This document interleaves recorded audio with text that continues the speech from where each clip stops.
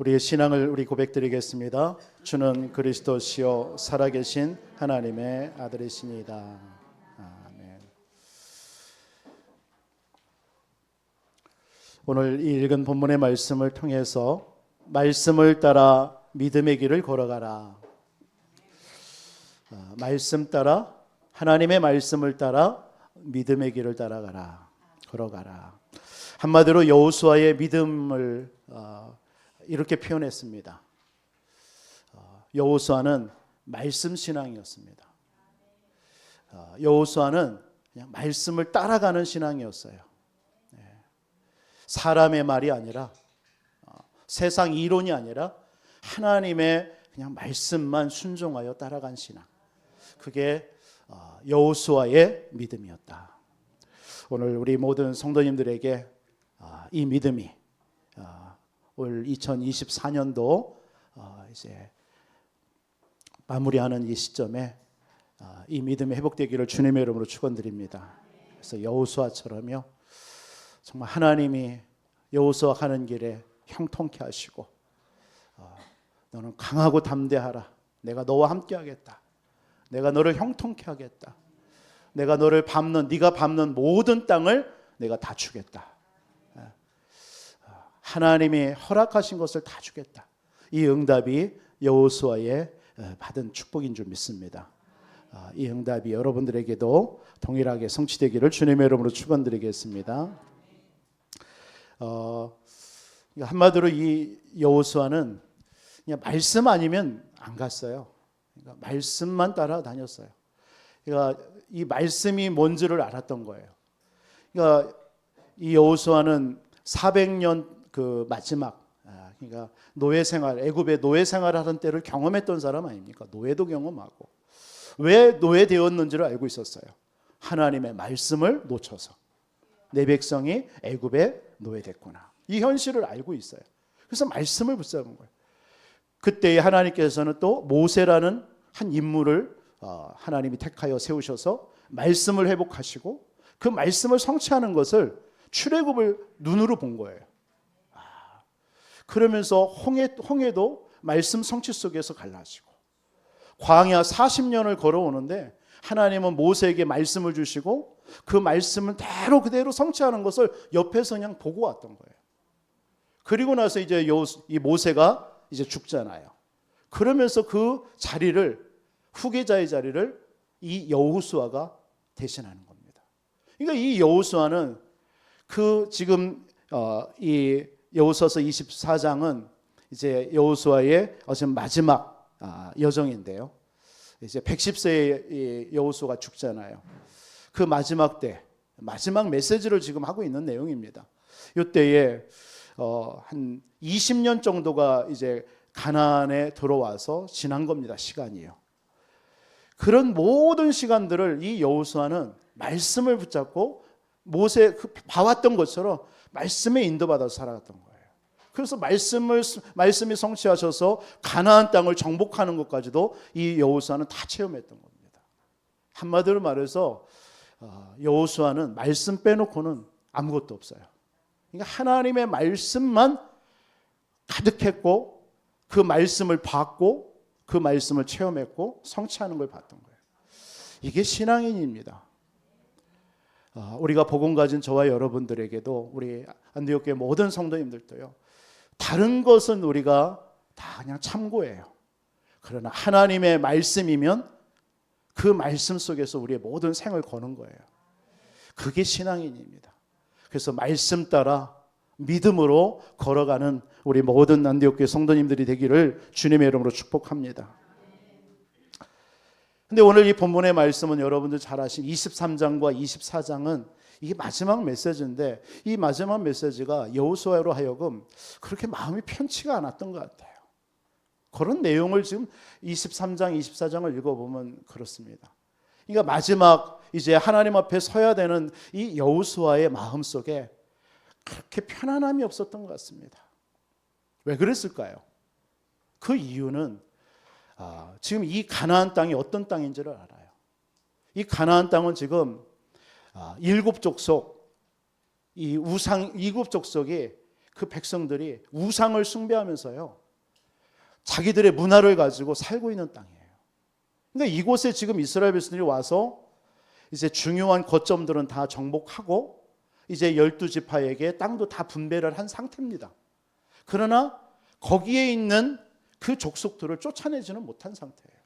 그러니까 여전히 그들과 함께 그들의 문화와 함께 그들이 섬기는 우상 속에서 이 하나님의 백성들이 살아야 되는 현실입니다. 이 현실을 눈앞에 두고 하나님 앞에 부름받는 여호수아의 심정은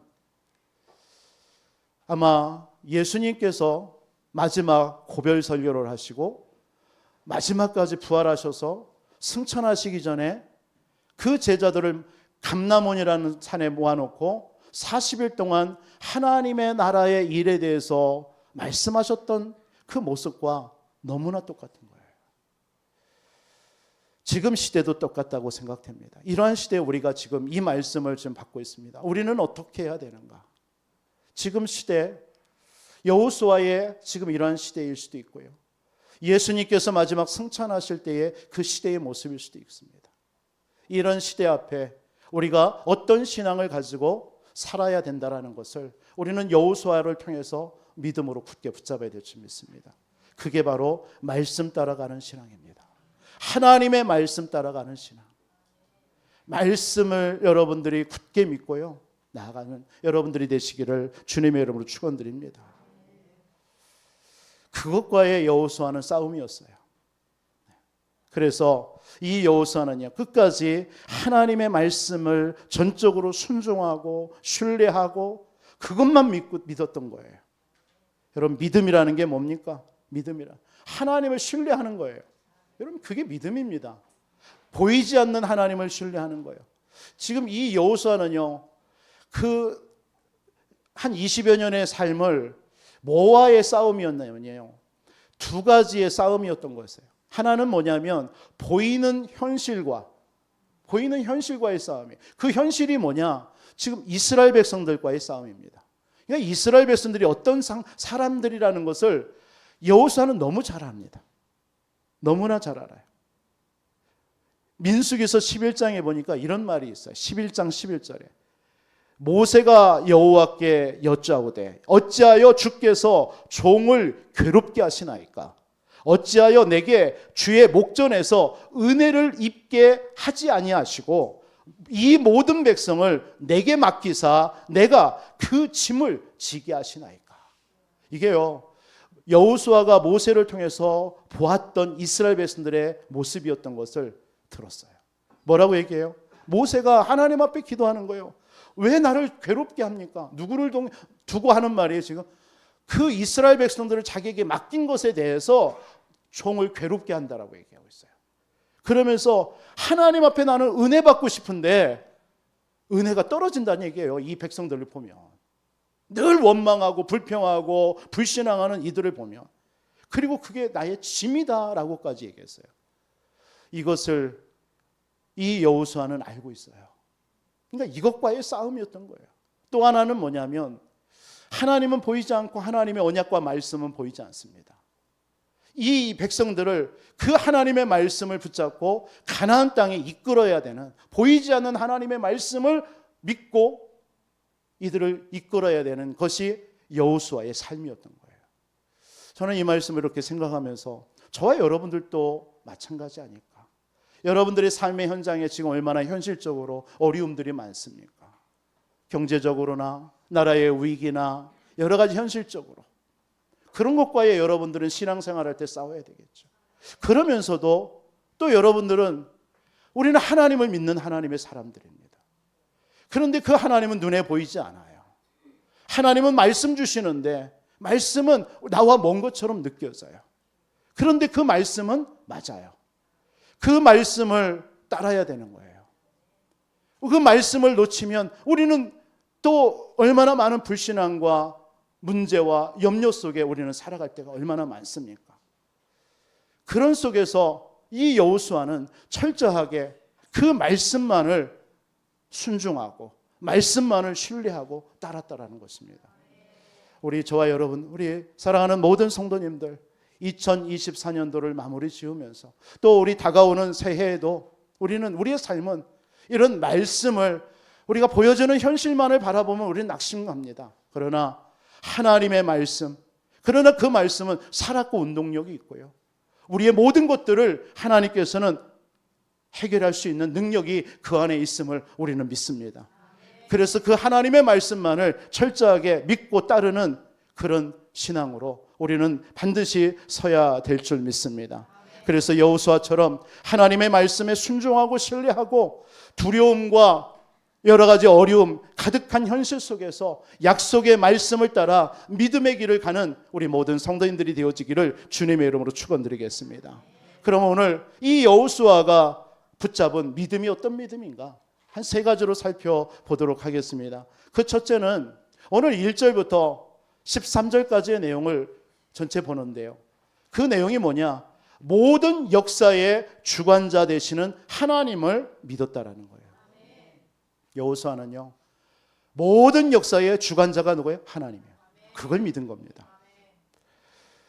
우리가 지난번까지 이사야에 대해서 말씀을 받았습니다. 이사야의 배경이 바벨론에 포로된 상황입니다. 그런데 마지막 때에 어떻게 해방되어졌습니까? 그 이방왕 고레스를 통해서 이스라엘 백성들이 해방이 되어졌잖아요. 그 고레스의 왕에 대해서, 그 이스라엘 백성들의 그 내용에 대해서 역사적으로 기록한 성경이 에스라서입니다. 에스라서, 느헤미야서인데 에스라서 1장 2절 3절에 보면 이렇게 표현하고 있습니다. 고레스에 대해서 이렇게 표현하고 있습니다. 고레스가 바사왕 고레스가 말하노니 하늘의 하나님 여호와께서 세상 모든 나라를 내게 주셨고 나에게 명령하사 유다 예루살렘에 성전을 건축하라 하셨나이다. 지금 이게 이방왕입니다. 하나님의 백성이 아니라. 그러니까 하나님의 백성이 아닌 이방왕에게 하나님께서는 고레스에게 이렇게 말씀을 주신 거예요. 그러니까 이방왕에까지도 하나님은 모든 것을 다 주관하시는 하나님이라는 거예요. 불신자도 주관하시는 하나님이십니다. 모든 역사의 주관자가 하나님이시라는 거예요. 그러면서 뭐라고 고백합니까? 이 고레스가 이스라엘 하나님은 참신이다. 너희 중에 하나님의 백성이 된 자들은 다 유대 예루살렘으로 올라가서 이스라엘의 하나님의 성전을 건축해라. 하나님은 불신자까지도 이방 왕에까지도 하나님은 주관하셔서 하나님의 백성들을 도우시는 거 있죠. 역대상 29장에 다윗은 그런 고백을 하잖아요. 모든 여호와의 위대하심과 권능과 영광과 승리와 위엄이 다 주께 속하였나이다. 천지가 다 주의 것이로소이다. 여호와의 주권도 주께 속하였다니 모든 주는 높으사 만물의 머리심이이다. 모든 것을 주관하시는 분이 하나님이시다라고 다윗은 고백했습니다. 여러분 역사의 주인공, 여러분의 생사화복의 주인공이 누구예요? 하나님이십니다. 그것을 여호수아는 믿었다라는 겁니다. 골로새서 1장 16절에도 만물이 그에게서 창조되되 하늘과 땅에서 보이는 것들과 보이지 않는 것들과 혹은 왕권들이나 주권들이나 통치자들이나 권세들이나 만물이 다 그로 말미암고 그로 인하여 창조되었다. 하나님으로 인하여서 이 세상 모든 것들, 지금 이 땅에 지금 이 나라 지금 우리나라를 위해 여러분 기도하고 있잖아요. 이 나라와 전 세계에 일어나는 모든 일들을요 하나님이 주관하고 계심을 믿으시기 바랍니다. 하나님이 주관하셔요. 시편 22편 28절에도 나라는 여호와의 것이요, 나라가 누구의 것이에요? 여호와의 것이요, 여호와는 모든 나라의 주제이십니다. 믿으시기 바랍니다. 하나님께서는 우리의 모든 것들을 이 나라와 대통령이나 위정자들이나 모든 것을 하나님이 다 주관하고 계셔요. 우리는 그 하나님 앞에 그 하나님을 향해서 기도해야 될 줄 믿습니다. 그래서 모든 역사의 주인공 하나님이십니다. 우리 그걸 믿으시기 바랍니다. 그래서 역사하면은 영어로 히스토리라고 하잖아요. 그러니까 히스토리라는 게 his story예요. 그분의 이야기라는 말입니다. 그분의 이야기. 그래서 우리 역사를 흔히 할 때 BC, AD 이렇게 하잖아요. 지금 AD 2024년이잖아요. 이게 BC, AD인데 이게 그 BC라는 것은 Before Christ라는 말이에요. 예수님이 오기 전에 일들, 역사를 기록했다. 그리고 AD는 뭐냐면 아노 도미니라고 해서 예수님이 오신 해를 기점으로 해서 지금 몇이냐 이렇게 얘기하는 거예요. 그게 AD와 BC의 기준입니다. 이와 같이 모든 역사에 하나님께서 주관자가 하나님이신 줄 믿습니다. 그 하나님의 모든 역사에 주관되신 하나님의 언약을 굳게 잡으라는 거예요. 그래서 오늘 우리가 읽지는 않았지만 24장 1절에 보니까 이 여호수아가 백성들을 어디에다 모으냐면 세겜이라는 곳에 모읍니다. 세겜 지역에 모아서 말씀을 전하는 거예요. 이 세겜이라는 곳이 어떤 곳이냐면은 세겜은요, 처음에 아브라함에게 약속했었던 장소예요. 창세기 12장 7절에 보면은 아브라함이 갈대아 우르에서 나와서 이제 가나안 땅에 도착해서 처음 정착한 곳이 어디냐면 세겜이에요. 거기에서 하나님 앞에 단을 쌓고 언약을 체결합니다. 그 장소가 바로 세겜입니다. 바로 그 장소를 다른 말로 마므레 상수리 숲풀 근처라고 표현합니다. 그래서 이 아브라함은 창세기 13장 18절에도 보면은 마므레 상수리 숲풀 근처에서 하나님 앞에 단을 쌓았다, 예배드렸다, 언약했다, 이런 말이 나옵니다. 그리고 세겜이라는 지역이 창세기 35장에 보면 34장과 35장에 보면 배경이 야곱입니다. 야곱이 이제 베델로 올라가야 되는데 올라가지 않고 숫곳과 세겜이라는 지역에 머물러요. 이 숫곳에 가니까 이 목축업하기 너무 좋으니까 그냥 거기를 머물러 버린 거예요. 이 야곱은 형 에서를 낯을 피해서 도망가던 그 시대에 하나님이 약속한 베델로 올라가야 된단 말이에요. 베델에서 하나님께 예배하고 거기서 거해야 되는데 안 올라가요. 왜? 거기는 산이고 목축하기가 너무 힘들어요. 그러니까 숫곳이라는 곳에 우릿간을 짓고 집을 짓고 그러면서 세겜 지역에 이주해서 거기서 정착하고 있는 거예요. 근데 이 세겜에 세겜 족속들이 살고 있었던 거예요. 그 세겜 족속에 의해서 어떤 사건이 벌어집니까? 그 딸 야곱의 딸 디나가 강간을 당하는 이런 사건이 벌어져요. 그래서 그 형들이, 오빠들이 그 세겜 족속을 다 멸해버리죠. 그래서 그 고을들이 이 야곱을 죽이기 위해서 추격합니다. 그때에 야곱이 창세기 35장 4절에 보면 그 세겜 지역 상수리 그 근처에다, 숲풀 근처에다가 너희들의 모든 우상을 다 버리라. 거기다 묻어놔 버립니다. 다 버립니다. 그곳이 바로 세겜 지역입니다. 그러니까 한마디로 세겜이라는 곳은 하나님과의 언약의 장소예요. 그 장소로 이스라엘 백성들을 지금 다 불러 모은 거예요. 모은 겁니다. 이 세겜이라는 그래서 영적인 의미는 다른 게 아닙니다.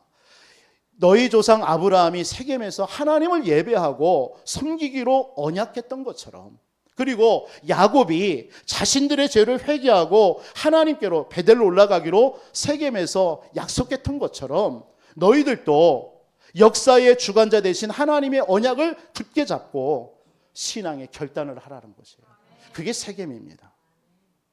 저와 여러분들도 바로 이러한 역사의 주관자 되시는 하나님의 언약을 굳게 붙잡는 한 주의 삶이 되시기를 바랍니다. 여러분들의 생사화복을 하나님이 주관하셔요. 예수님이 그리스도로 우리의 모든 문제를 다 끝내신 줄 믿습니다. 지금도 이 고백한 여러분들의 삶에 지금 이 시간 하나님의 나라가 여러분의 마음과 생각과 두고 온 여러분들의 가정과 자녀와 여러분의 업의 현장에도 하나님이 지금 나라로 다스리고 계셔요. 하나님은 제한받지 않습니다. 시공간을 초월하시는 그 능력으로 지금도 하나님의 나라로 보좌의 능력으로 역사하고 있습니다. 우리는 이걸 믿는 자입니다. 그 하나님이 우리를 자녀 삼으신 줄 믿습니다. 그러면서 세상 끝날까지 우리와 함께 하시겠다.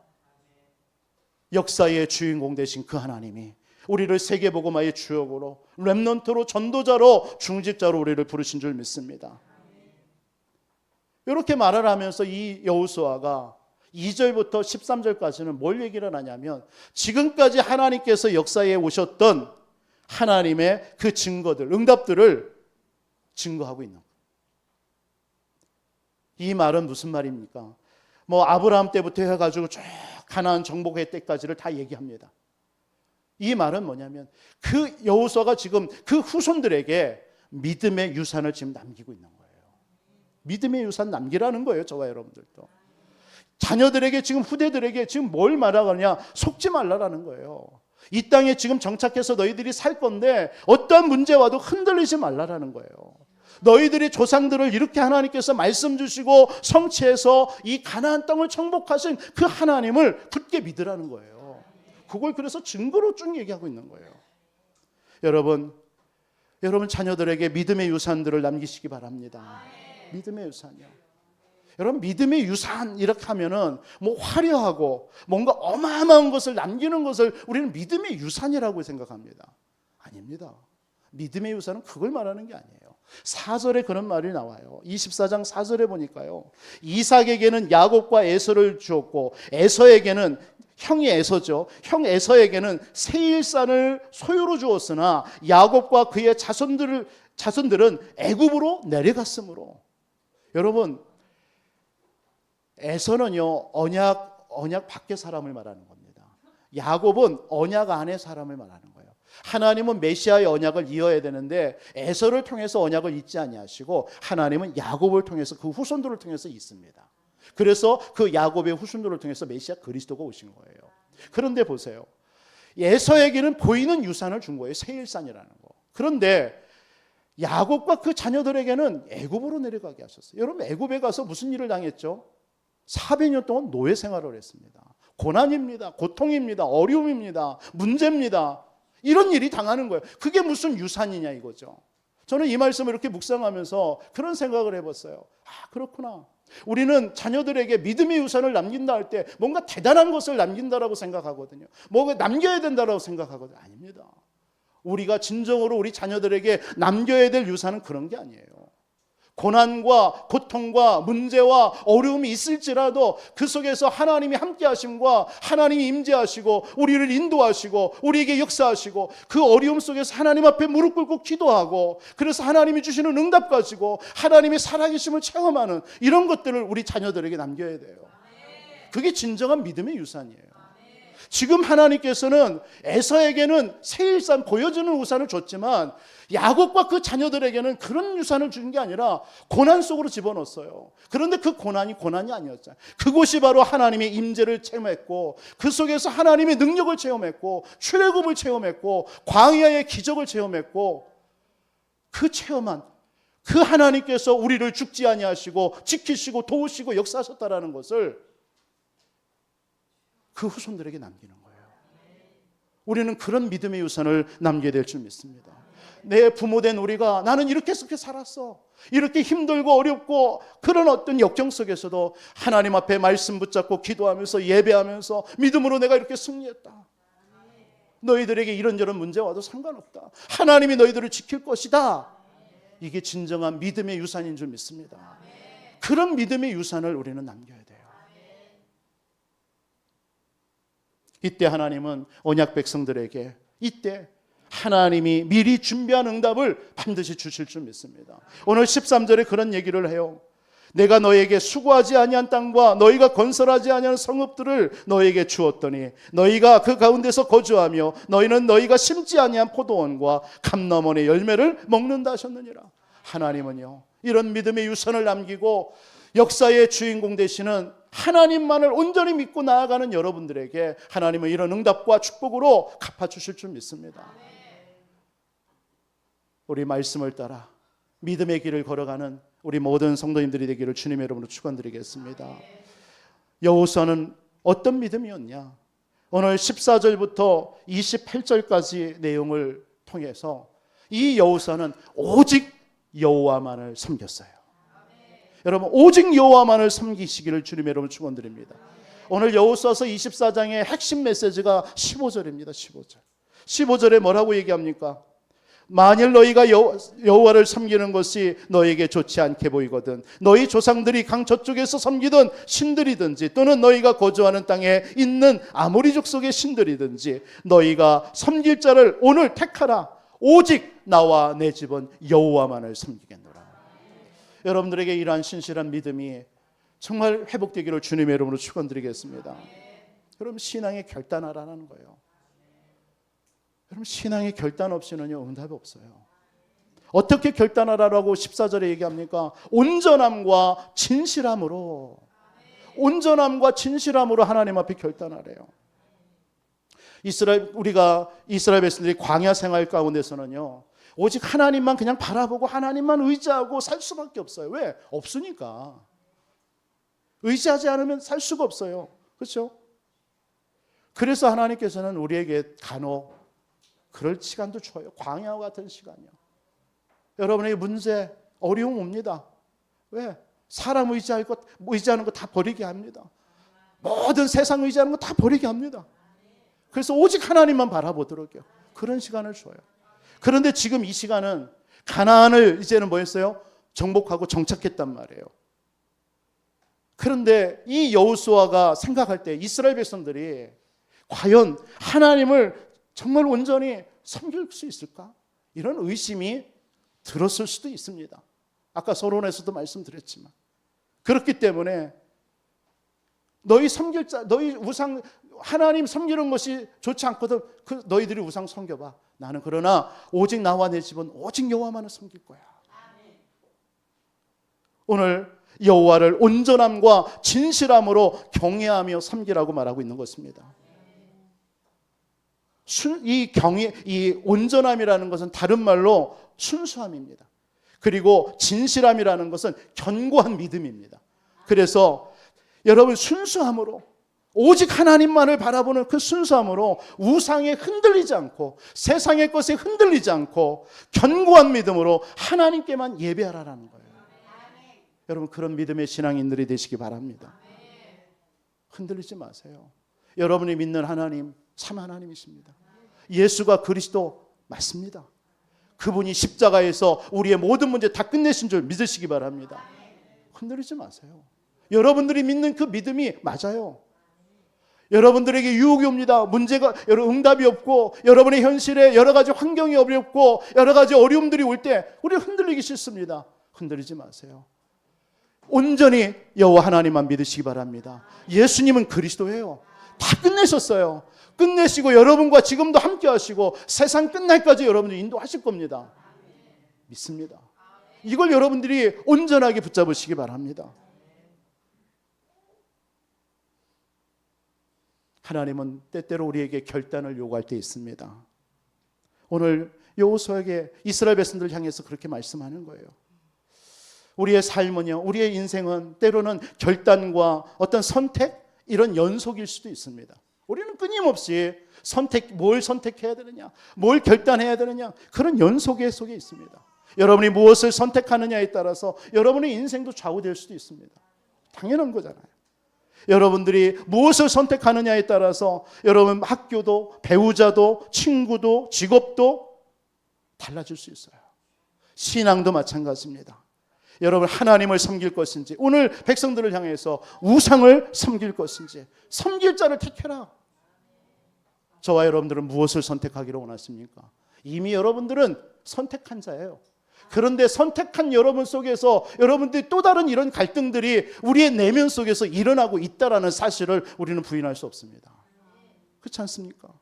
여러분들이 삶 속에서 얼마나 이런 오직 하나님만을 섬기겠다고 결단했음에도 불구하고 우리 속에는 얼마나 많은 것들로 갈등하고 넘어지고 흔들리고 염려하고 불신앙할 때가 얼마나 많습니까? 오늘 이러한 믿음들이 정말 굳건하게 세워지는 귀한 예배가 되기를 주님의 이름으로 축원드립니다. 그래서 우리를 예배의 자리로 부르신 거예요. 그래서 우리를 때로는 기도의 자리, 말씀의 자리로 우리를 부르시는 줄 믿습니다. 그 자리가 여러분 세상에서는 이런 결단하고 선택하기 쉽지 않습니다. 이런 예배의 자리, 기도의 자리, 말씀의 자리에 오면요, 하나님이 나에게 무엇을 원하시는지, 무엇을 결단하기를 원하시는지, 그래서 무엇을 선택하기를 원하시는지를 하나님이 말씀하셔요. 오늘 또 여러분들이 이 예배를 통해서 정말 참된 믿음이 오직 여호와만을 섬기겠고, 그리고 내 안에 있었던 이번 한 주 동안 또 여러분의 삶 속에 갈등되어졌던 것들이 무엇인가를 여러분이 정리하시고 오직 그리스도, 그분만 의지하시고 바라보시는 믿음의 결단이 있기를 주님의 이름으로 축원드립니다.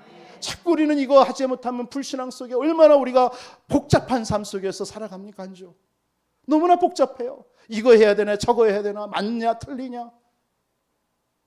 여러분, 하나님의 오늘 예배를 통해서 여러분들에게 바른 오직 하나님, 그분이 여러분의 모든 인생의 주관자 되십니다.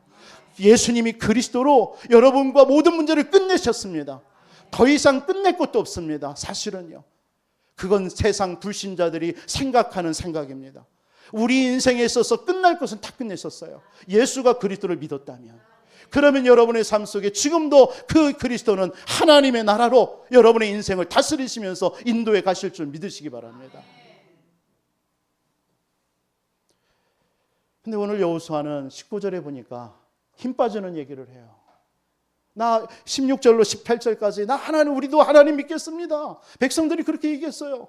우리도 우상 버리고 하나님만을 섬길 거예요. 그런데 19절에 아니야. 너희들은 하나님 못 섬길 거야.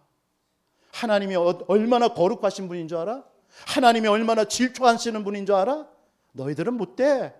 이렇게 얘기하고 있는 거예요. 너희들이 하나님을 섬기고 그러다가 우상을 섬길 거야. 왜? 지금 여전히 가나안 땅에는 우상들이 들끓고 있거든요. 지금은 너희들이 하나님 섬긴다고 말은 하겠지만 또 살다 보면 분명히 우상 섬길 거야. 그러면 너희들에게 복을 주었다가 하나님은 너희들에게 재앙을 내릴 거야. 20절에 그렇게 얘기하고 있는 거예요. 여러분, 오늘 19절에 보니까 너희들은 여호와를 섬길 수 없어. 그렇게 얘기합니다. 그러니까 섬긴다, 섬길 수 있다. 이게 이제 부정어로 쓰여졌는데 섬긴다, 할 수 있다 이 말이요. 그 구약 성경에 여러 번 나옵니다. 히브리어로 야콜이라는 단어입니다. 야콜. 할 수 있다, 섬길 수 있다 이런 의미거든요. 이 말이.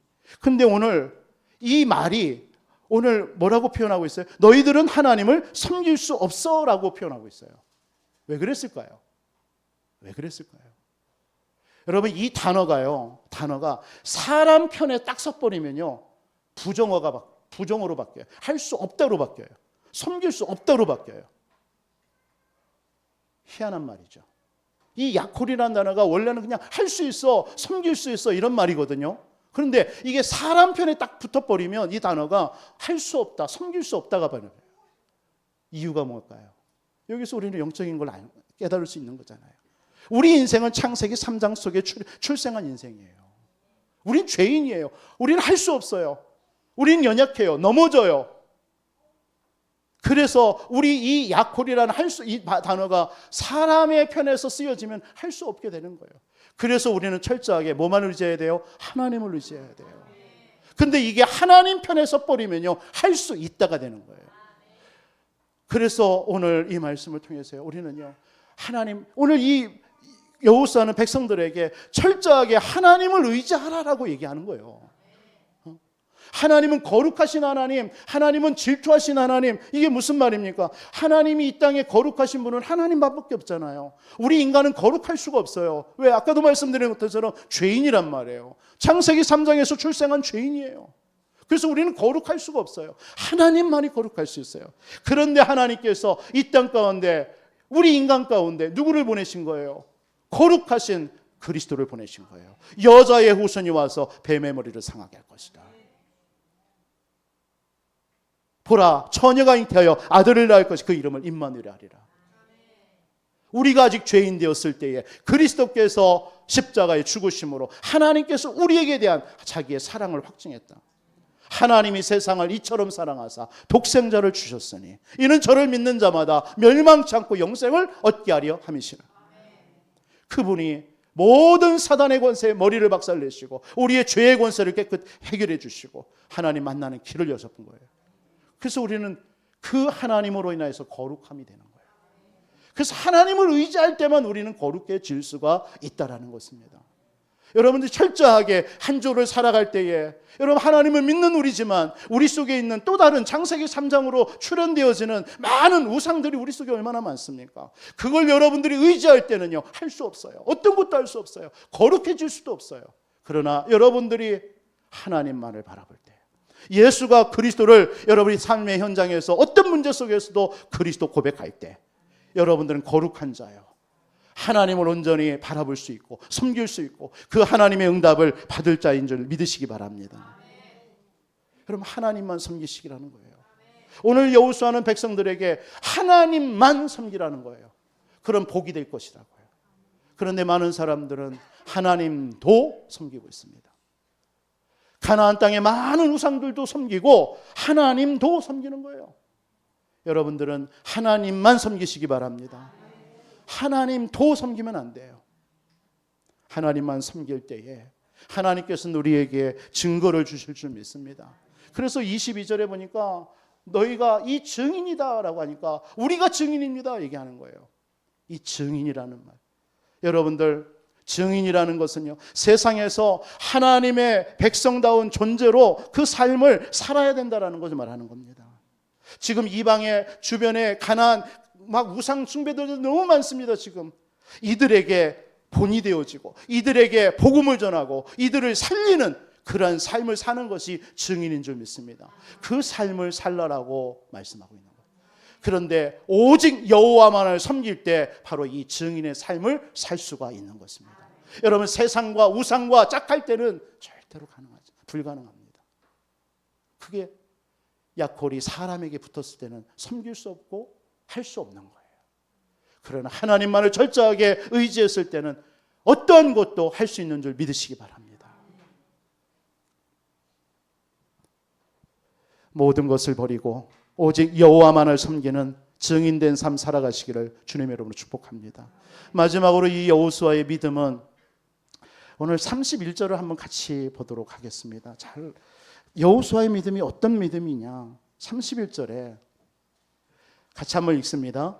이스라엘이 여호수아가 사는 날 동안과 여호수아의 뒤에 생존한 장로들 곧 여호와께서 이스라엘을 위하여 행하신 모든 일을 아는 자들이 사는 날 동안 여호와를 섬겼더라. 여러분, 이거 아멘 하면 안 돼요.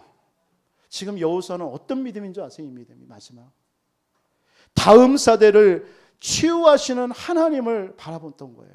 이게 다른 말로 말하면 지금 여호수아와 그 하나님을 믿는 사람들이 체험했던 사람들이 사는 날 동안만 하나님은 믿었고 그 후대들은요 다 우상 가운데 빠졌다는 얘기예요. 그렇기 때문에 지금 여호수아는 어떤 믿음인 줄 아세요?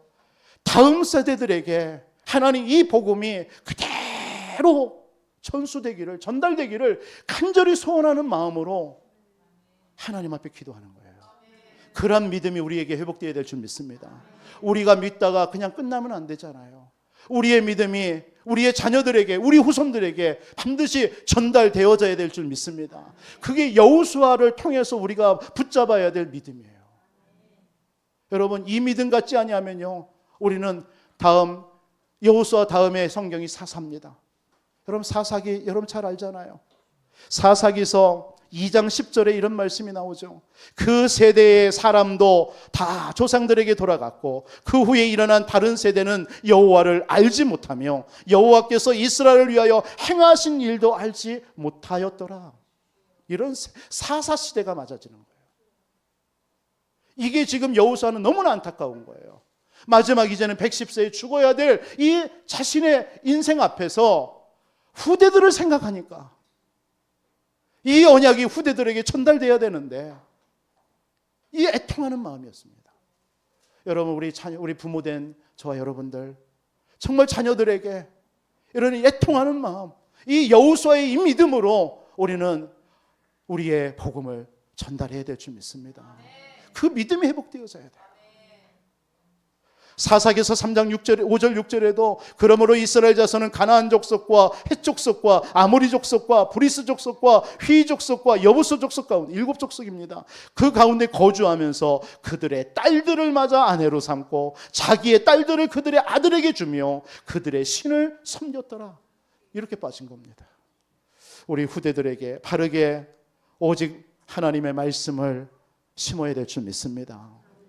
여러분들이 애쓰고 애써서 해야 될 일은 다른 거 없어요. 여러분들의 후손들에게 이 말씀이, 복음이 전달되어지도록 어떻게 하면 이 말씀을 우리 자녀들에게 전달할까? 이것이 여러분들의 믿음의 기도가 되어야 될 줄 믿습니다. 여러분들이 전하지 않으면 그 후대들은 사사시대로 완전 멸망하는 거예요. 멸망하는 거예요. 사사시대가 어떤 시대입니까? 고난당합니다. 부르짖습니다. 그때 또 사사를 줍니다. 또 화평합니다. 평화가 임합니다. 또 평화가 임하니까 또 하나님을 잊어버려요. 또 잊어버리니까 또 고난이 와요. 이런 일이 계속 반복되는 사사시대예요. 오늘 저와 여러분들이 오늘 여호수아의 믿음을 우리는 세 가지로 살펴보았습니다. 역사의 주인공 되시는 정말 하나님만을 온전히 여러분 믿으시고 신뢰하시기 바랍니다. 여러분 오직 하나님만을 믿으세요. 섬기세요. 어떻게 섬길 수 있어요? 우리가 하나님을 의지할 때, 나를 의지하고 하나님을 의지하지 않냐고는 약홀히 할 수가 없어요. 섬길 수가 없어요. 그러나 하나님만을 철저하게 말씀을 의지할 때 우리는 하나님을 거룩한 자로 섬길 수 있고 하나님이 우리에게 주시는 그 응답을 가지고 승리할 줄 믿습니다. 그리고 우리 후대들에게, 다음 세대들에게 이 복음을 우리는 말하는, 전달하는 그런 하나님의 사람들로 굳건하게 세워져야 될 줄 믿습니다. 그리고 후대를 살리고 치유하는 삶을 살아야 될 줄 믿습니다. 우리 교회가 2025년도에 이 말씀을 드리는 것은 우리 2025년도에는 우리 아까 안수 집사님 기도했던 것처럼 이 지역에 16개 중고등부가 있습니다. 24개 유초등부가 있습니다. 하나의 문화대학이 있고요. 하나님께서 우리에게 허락하신 기업인 줄 믿습니다. 우리 교회 진짜 우리 모든 성도님들, 우리 후대들을 위해서 울며 기도하며 그들이 복음으로 굳건하게 세워지기를 우리는 힘써야 될 줄 믿습니다. 그 은혜가 오늘 여호수아의 믿음을 통해서 회복되는 한 주의 삶이 되기를 주님의 이름으로 축원드리겠습니다. 살아계신 아버지 하나님 감사합니다. 하나님 말씀 따라 믿음으로 걸어가는 여호수아의 이 믿음을, 이 신앙을 우리 모든 성도님들이 한 주 붙잡고 또 아버지 하나님 2024년도를 마무리하면서 이 믿음으로 승리하는 우리 모든 성도님들이 삶이 되어줄 수 있도록 축복해 주옵소서. 아버지 하나님 우리가 이 복음을 전하지 아니하면, 이 말씀을 우리가 전달하지 아니하면 우리 다음 세대, 우리 후대들은 또 사사시대와 같이 고난과 아버지 하나님의 주님 문제와 고통 속에 살아갈 수밖에 없습니다. 하나님 이 언약을 전달할 아버지 하나님 우리 안디옥교회가 되게 하시고 우리 모든 성도님들이 삶이 되어줄 수 있도록 축복하여 주옵소서. 살아계신 예수 그리스도의 이름으로 기도합나이다.